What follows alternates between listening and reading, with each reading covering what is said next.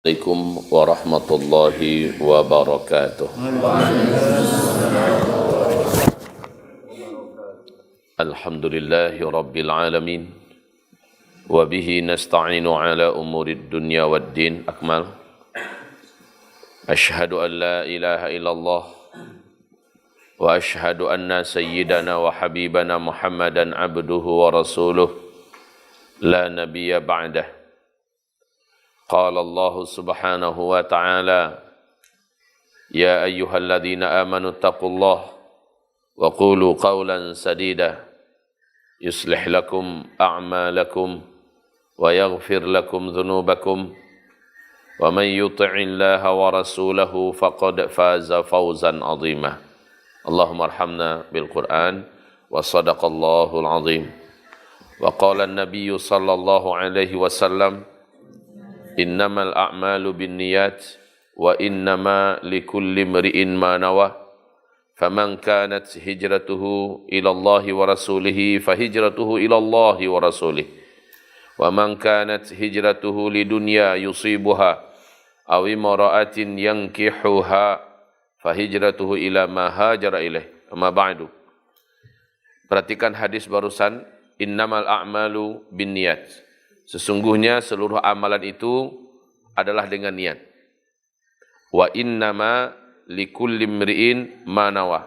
Dan hanya saja setiap orang akan mendapatkan sesuatu sesuai dengan yang dia niatkan. Lihat ini. Seandainya kita lanjutkan hadisnya bisa. Tadi sudah kita baca tapi terjemahnya belum kita sempurnakan.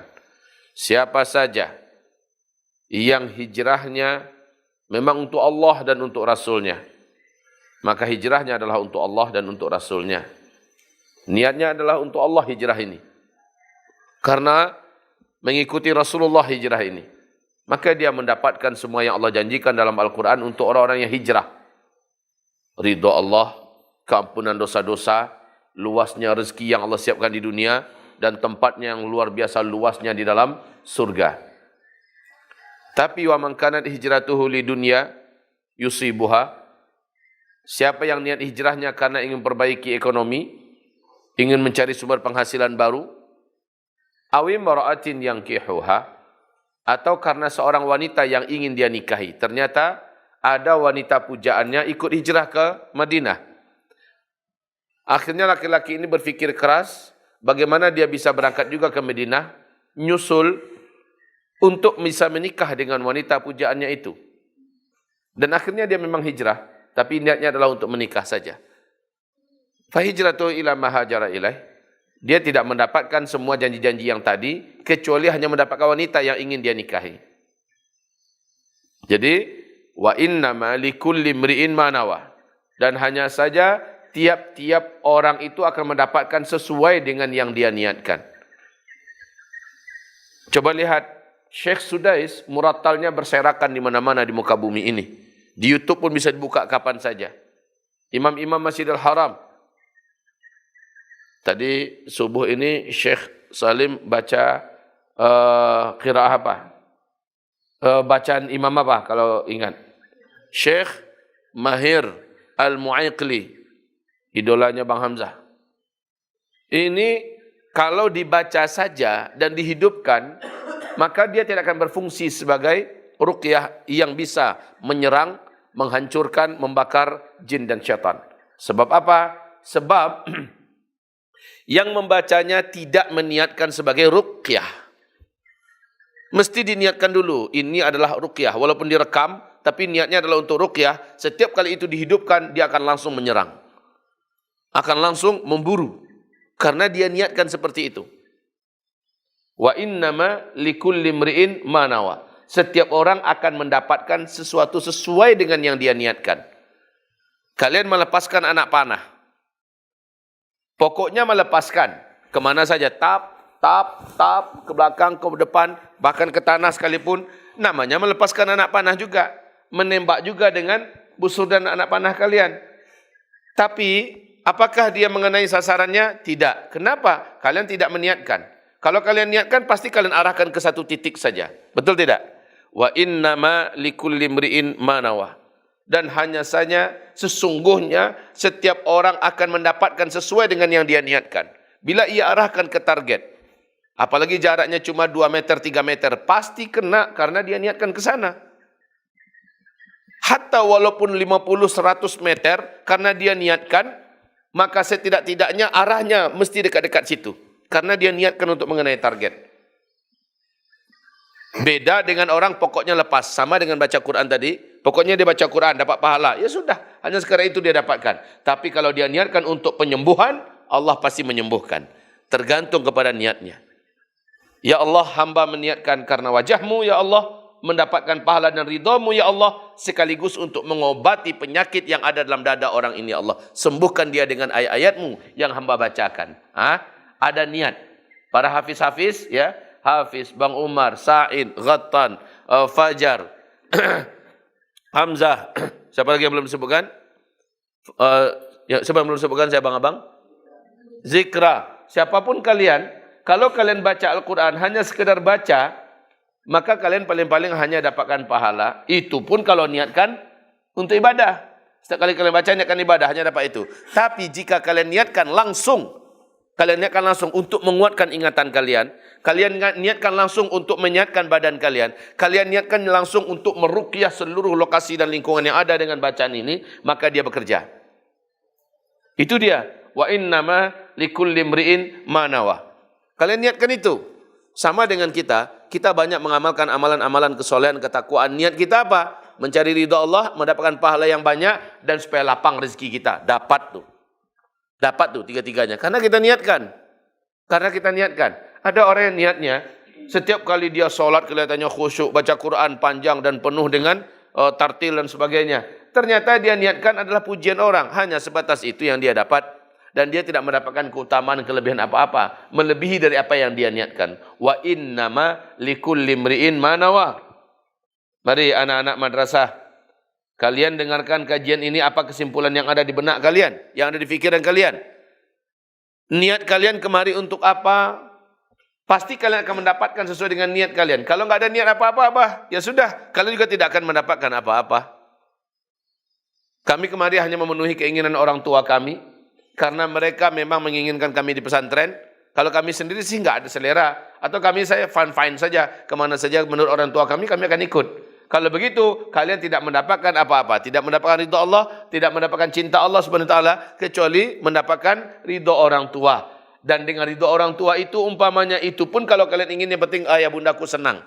Berarti kalian hanya mendapatkan ridha orang tua kalian tanpa mendapatkan pahala dari Allah. Tapi kalau kalian niatkan, aku datang kemari ingin merubah hidupku, agar hidupku menjadi manusia yang mulia, menjadi manusia yang bertakwa, menjadi manusia yang berilmu dan menjadi ulama, agar hidupku menjadi pemimpin di dunia dan di dalam surga. Aku ingin menjadi demikian. Khalas, kalian dapatkan segala-galanya. Kalian dapatkan ridha Allah, kalian dapatkan cinta Allah, kalian dapatkan pahala, kalian dapatkan surga yang tertinggi, kalian dapatkan ridha orang tua, kalian dapatkan ridha banyak orang-orang yang beriman di muka bumi ini, dan kalian dapatkan rezeki kalian terbuka menganga. Itu kalau kalian niatkan Allah ridhonya surga, ya, dan kalian menjadi ulama, maka Masya Allah semua janji-janji Allah kalian dapatkan. Wa innama likulli imri'in ma nawa. Demikian juga para guru-guru, para muallim, kalau niat kalian kemari hanya untuk cari kerja, karena belum dapat jadi PNS, karena belum diterima di tempat yang lebih bonafit, maka kalian tidak mendapatkan ridha Allah. Kalian tidak mendapatkan pahala Allah Subhanahu wa taala. Kalian hanya mendapatkan rezeki yang halalan, rezeki yang thayyiban. Tetapi pahala Allah pahala dapat tidak? Tidak. Ridha Allah dapat tidak? Tidak. Loh kenapa? Saya akan mencari rezeki yang halal. Di situnya kalian mendapatkan rezeki yang halalnya. Akan tetapi kalian niatkan, saya ingin mencetak generasi.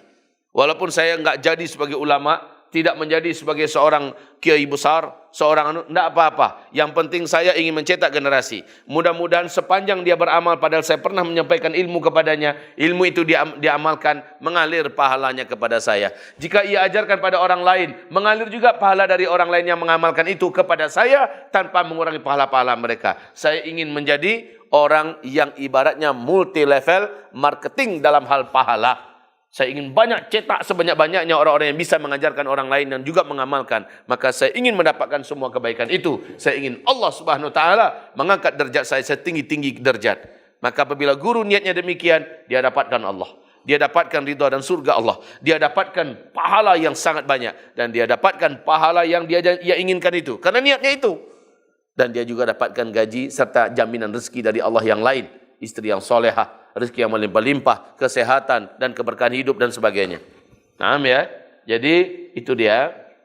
Wa innama likulli imri'in ma nawa. Seseorang itu akan mendapatkan sesuatu sesuai dengan yang dia niatkan. Nah, saudaraku yang terkarantina, saudaraku yang terisolasi dan diisolasi, saudaraku yang ada di kawasan PSBB, ya, pembatasan sosial berskala besar, di mana sudah nggak bisa beraktivitas dan sebagainya. Niatkan apa yang kita buat sesuai dengan perintah Allah dan Rasulnya untuk mendapatkan janji Allah itu. Pokoknya janji Allah, kami akan datang rezeki dari arah-arah yang dia tidak sangka-sangka. Jalannya apa? Maksimalkan amalan-amalan sunnah setelah mengetatkan amalan-amalan wajib. Banyak lakukan amalan sunnah. Lakukan karena Allah dengan niat, semoga Allah ridha, beri pahala dan berikan rezeki dari arah yang tidak disangka-sangka.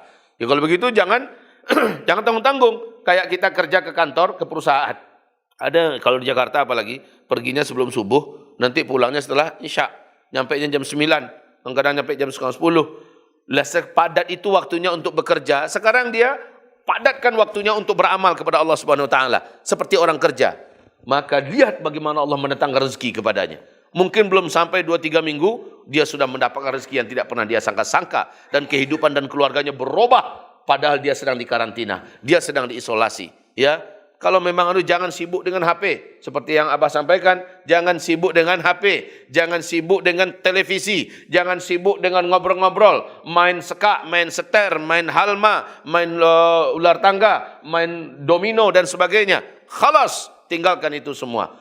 Anggaplah kalian sedang ada di perusahaan dan kalian antara kalian dengan Allah SWT menunggu gaji dari Allah Subhanahu wa taala. Maka Masya Allah, niatkan itu. Maka kita akan dapatkan wa innama likulli imri'in ma nawah, ya, solusi rezeki di masa COVID-19, ya, solusi rezeki di masa-masa sulit, di masa-masa bencana. Solusi rezekinya adalah sekali lagi niatkan merapatnya kita kepada Allah untuk mendapatkan ridho, pahala dan rezeki yang lapang dari Allah Subhanahu wa taala. Selama ini kita berharap dari perusahaan-perusahaan, mereka gaji kita setiap bulan. Sekarang kita merapat kepada perusahaan langit, ya, di mana perusahaan langit itu memanage semua yang ada di bumi, dan kita mengharapkan gaji langsung dari Allah yang min haitsu la yahtasib, dari arah yang kamu selama ini tidak duga-duga. Ya.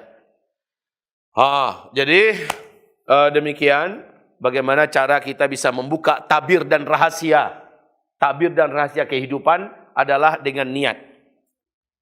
Ya, buka tabir dan rahasia kehidupan dengan niat.